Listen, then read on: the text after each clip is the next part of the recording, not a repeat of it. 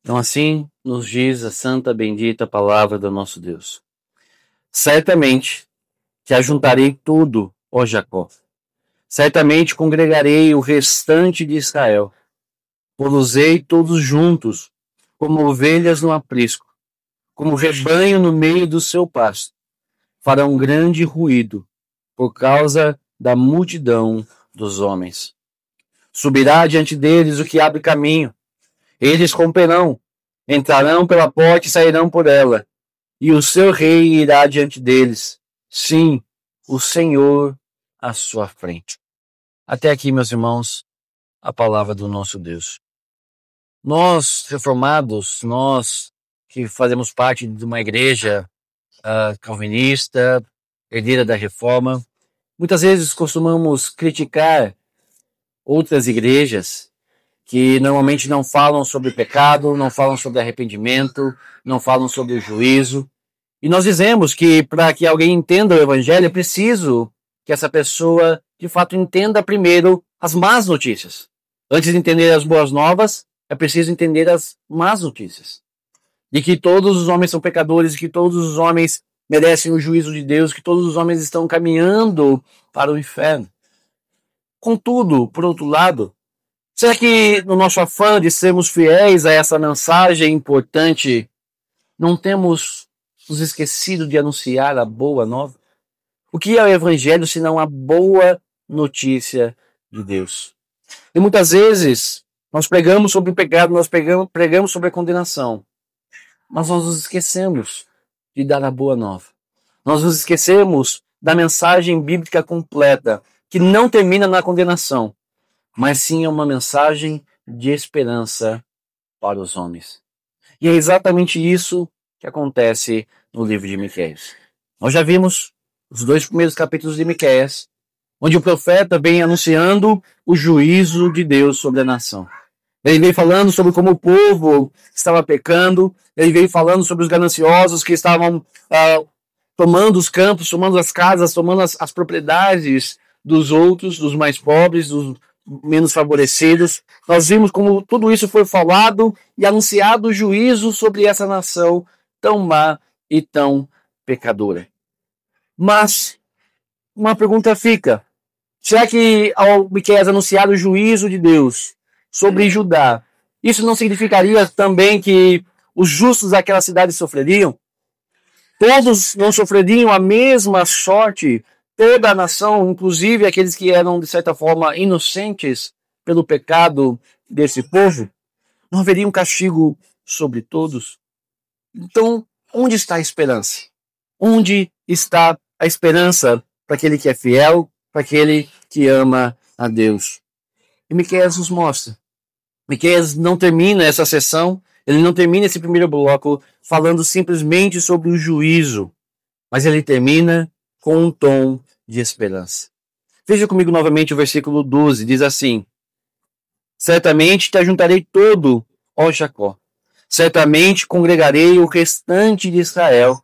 Pô-los-eis todos juntos, como ovelhas no aprisco, como rebanho no meio do seu pasto. Farão grande ruído por causa da multidão dos homens. Depois de falar do juízo, Miqueias agora entrega uma mensagem de esperança da parte do próprio Deus ao povo. Diferentemente dos falsos profetas, que só anunciavam mensagens de esperança, e nós falamos sobre isso semana passada, como os falsos profetas só falam coisas boas, só anunciam prosperidade, só anunciam bênção. Miqueias não é assim. Ele fala sobre o juízo, ele fala sobre o castigo, ele chama ao arrependimento, mas ele também anuncia a esperança da salvação em Deus. Deus tem sim uma mensagem de salvação para o seu povo. E Deus anuncia essa mensagem através de 2 metáforas. A primeira metáfora, que está aqui nesse versículo 12, é a metáfora de um pastor de ovelhas. Deus aqui é comparado a um pastor de ovelhas. E Jacó, que aqui simboliza tanto Israel, o reino do norte, como Judá, o reino do sul, é como um rebanho de ovelhas. Essa é uma metáfora muito comum. Por diversas vezes nas Escrituras, Deus se compara a um pastor de ovelhas, cuidando do seu rebanho. Lembre-se, por exemplo, do Salmo 23, um salmo tão conhecido, um dos salmos mais conhecidos das Escrituras. O Senhor é o meu pastor, e nada me faltará. Ele me faz deitar em pastos verdejantes. Pastor aqui não é pastor eclesiástico, não é como eu, é um pastor de ovelhas. Essa é a metáfora do Salmo 23.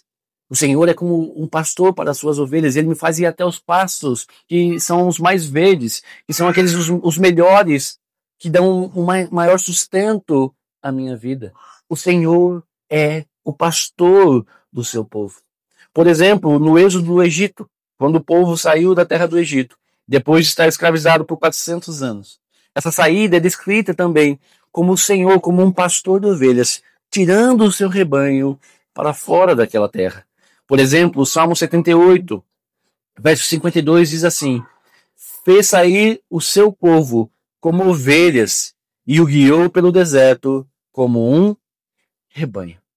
O Senhor é um pastor e o seu povo é o seu rebanho. O que são as ovelhas? Ovelhas são animais que, não sei se você conhece um pouco sobre as ovelhas, mas são animais que carecem, dependem bastante de cuidado e direcionamento do pastor. Ovelha não tem muita inteligência, não é um animal dos mais inteligentes, não é como um golfinho, alguma coisa assim. Eles se perdem, as ovelhas se perdem, elas se colocam em muitas encrencas se elas forem deixadas ao léu, se forem deixadas sem cuidado, sem supervisão. E o pastor é aquele que cuida do rebanho, é aquele que direciona o rebanho, é aquele que protege o rebanho dos inimigos, é aquele que cura as feridas da sua ovelha, é aquele que ajunta essas ovelhas que estão espalhadas, é aquele que as leva para o lugar do alimento. Esse é o pastor para as suas ovelhas. E esse é o povo de Deus. O povo de Deus é como um rebanho de ovelhas que carece, que necessita do cuidado do Senhor. Todo aquele que faz parte do rebanho é alguém que reconhece a sua dependência total de Deus, que reconhece que necessita, que precisa do cuidado. E o Senhor é um pastor para o seu povo. É verdade, sim, que haverá um juízo. É verdade que por esse juízo muitos serão levados ao exílio e muitos outros serão levados à cidade de Jerusalém e ficarão presos ali por um tempo. É verdade que está vindo o castigo sobre eles. Mas depois desse castigo vir, depois do juízo, o Senhor diz aqui que ele vai juntar todos eles novamente. Como um pastor que junta suas ovelhas e a leva esse rebanho ao aprisco, ao lugar seguro, ao lugar protegido, onde há alimento, onde há um pasto. Assim o Senhor fará com o seu povo. Mas quem são esses que serão salvos do exílio? O versículo aqui nos diz que é o restante de Israel. Não fala sobre todos os descendentes de Abraão, mas somente o restante. Essa palavra aqui traduzida como restante, em outros lugares também é traduzida como remanescente de Israel. Por que eu estou citando isso? Porque isso é um conceito bastante importante nas Escrituras. O remanescente. Quem que é o remanescente? O remanescente é a parte fiel dos israelitas. O remanescente é aquele pequeno grupo que permanece junto ao Senhor, que permanece fiel ao Senhor. E esse grupo é salvo. E Deus sempre tem um remanescente. Deus sempre tem um remanescente. Por mais que as coisas pareçam desesperadoras, Deus tem um remanescente. Por mais que em Judá parecesse que todos haviam se desviado, todos haviam pecado, Deus tinha um remanescente que permaneceria fiel e que seria salvo no final. Pense, por exemplo, na história de Elias. Elias, ele vai reclamar, Elias, ele vai colocar o seu desgosto diante de Deus, dizendo que ele era o único em Israel que havia permanecido fiel. Deus diz para ele: olha, você não é o único não. Ainda tem 7.000 que não se dobraram a Baal. Deus sempre tem um remanescente que permanece fiel. Porque nem todo que se diz israelita, ou nem todo descendente de Abraão é verdadeiramente do povo de Deus. A palavra de Deus vai nos ensinar isso. Nem todo descendente de Abraão é filho de Abraão pela fé. Nem todos eles são verdadeiros israelitas, porque o verdadeiro israelita É aquele que permanece nas pisadas de Abraão, que permanece em fé diante de Deus, que permanece na aliança do Senhor. E mais do que isso, Deus não apenas vai juntar esse povo novamente, não apenas vai trazê-los de volta do exílio, não apenas vai fazer tudo isso, como ainda vai multiplicar esse povo. Deus vai multiplicar sobremaneira, de forma que aqueles poucos se tornarão muitos.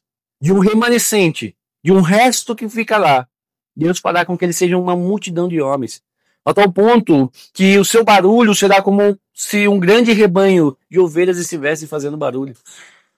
O profeta aqui compara exatamente um rebanho de ovelhas fazendo barulho, todas as ovelhas gritando, todas as ovelhas falando, com o barulho que será feito com o povo que Deus fará com que habite nessa terra.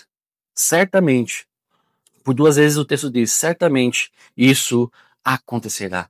Com toda certeza isso vai acontecer, porque é Deus quem está falando. No verso 13, nós temos uma mudança de figura, uma mudança de metáfora. O verso 13 de um pastor de ovelhas. Muda-se a metáfora para um rei líder.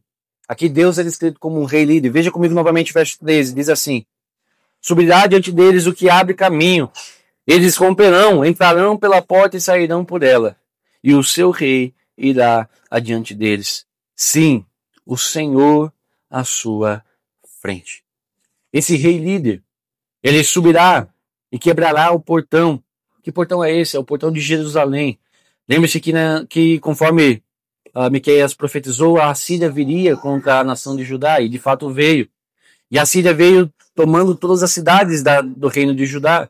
E todas as pessoas foram para Jerusalém e ali se fecharam em Jerusalém e estavam cercados pelo reino da Síria. A Síria cercou Jerusalém e ficou algum tempo atacando a cidade, num cerco à cidade, tentando tomá-la. Portanto, os portões de Jerusalém estavam completamente fechados. Ninguém poderia abrir esses portões, porque se alguém abrisse os portões de Jerusalém, a nação da Síria invadiria Jerusalém e tomaria a cidade. Contudo, esse rei que virá, esse rei que vem para salvar o seu povo, é alguém que abre os portões, que rompe os portões e sai à frente contra os inimigos. Esse rei os liderará, retirando do caminho todo e qualquer obstáculo. Lembre-se quando o povo saiu do Egito, como Deus foi à frente deles numa coluna de nuvem durante o dia e numa coluna de fogo durante a noite. Assim será também novamente. Deus à frente do seu povo, levando o seu povo aonde ele quer. E o seu povo o acompanhará. Esse rei que fará isso não é um rei humano. Não é um mero ou simples descendente de Davi, um rei como Salomão, um rei como Roboão, um rei como Josias, um rei como Ezequias, o rei da época. Esse rei que sai à frente do seu povo é o próprio Senhor Deus. Verso 13 termina dizendo, sim, o Senhor. E perceba que aqui, Senhor, se você observar na sua Bíblia, Senhor está com todas as letras em maiúsculo. Por que isso? Porque é Yahvé, o nome do Deus da aliança que aqui está descrito. É o próprio Deus quem irá à frente do seu povo. É o próprio Deus quem os libertará. É o próprio Deus quem trará salvação. Mas talvez você fique um pouco confuso e diga, pastor, mas não foi o próprio Senhor quem trouxe a Síria sobre o seu povo de Judá? Não foi Deus quem disse que estava trazendo a Síria para trazer juízo sobre o seu povo? Sim. Sim, Deus, foi o próprio Deus quem trouxe o reino da Síria contra Judá, como uma forma de juízo sobre o seu povo. Mas é também o próprio Deus quem irá salvar o seu povo do inimigo. É o Senhor. Isso nos lembra bastante de Oséias, capítulo 6, versículo 1, que diz, vinde e tornemos para o Senhor, porque ele nos despedaçou e nos sarará. Fez a ferida e a ligará. É Deus quem faz a ferida e é Deus quem a cura. É Deus quem traz a disciplina e é Deus quem traz o renovo, a consolação, a esperança, o bálsamo. Em tudo isso, meus irmãos, nós vemos a graça de Deus sobre o seu povo. O que é que o povo de Judá merecia? O povo de Judá merecia o juízo, o castigo. Nós já vimos isso, já vimos os pecados desse povo. Esse povo merecia o juízo. Esse povo merecia o castigo. Mas Deus, sendo um Deus tão gracioso, sendo um Deus tão bondoso, um Deus tão cheio de misericórdia, apesar de todos os pecados da liderança de Judá, apesar de tudo isso, Deus terá graça do seu povo. Deus trará salvação para o seu povo. Apesar da liderança de Judá ter falhado com o povo, assim como aqueles que neles confiaram, o Senhor não falha. O Senhor é misericordioso. O Senhor é bondoso. A confiança dos judeus, nos seus líderes, nos seus reis, nos seus príncipes, só resultou em juízo. Mas a confiança em Deus resulta em salvação. A confiança em Deus resulta em graça. E assim se cumpre aquilo que Paulo vai dizer lá em Romanos 5:20. Onde abundou o pecado, superabundou a graça. Onde abundou o pecado, como no caso de Judá, superabundou a graça de Deus. E a pergunta que fica para nós é, quando isso se cumpre? Quando essa profecia se cumpre? Conforme eu interpretei aqui, e há aqueles que interpretam um pouco diferente esse texto tem uma primeira referência ao ataque assírio, quando a Síria atacou Judá e levou muitos para o exílio e cercou Jerusalém. Mas outros entendem que aqui há uma referência ao exílio babilônico. Seja como for, todos percebem que aqui nós temos um padrão da parte de Deus. O povo peca, o povo cai, o povo está sob juízo e condenação. Mas Deus vem e resgata o remanescente fiel.